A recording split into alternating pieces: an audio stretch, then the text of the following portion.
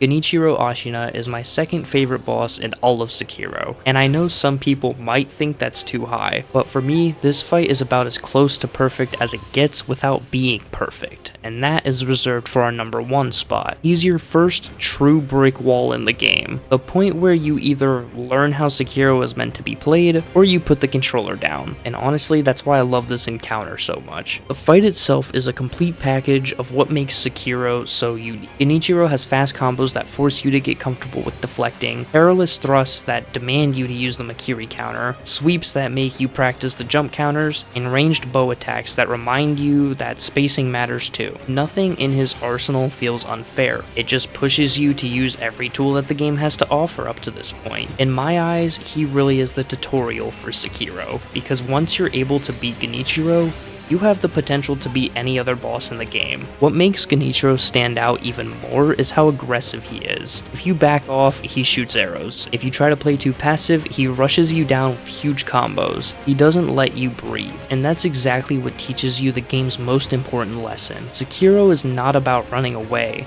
It's about staying in your opponent's face and keeping up the pressure. It's a fight where the game demands you engage with its mechanics head on, and the result is one of the most rewarding learning curves in all of FromSoft's bosses. And of course, there's the transition into his Way of Tomoe phase. The first time you beat him and you think it's over, only for him to rise up and start using lightning attacks, is just such an iconic moment. Lightning reversal is one of the coolest mechanics in the entire game, and introducing it here makes the fight unforgettable.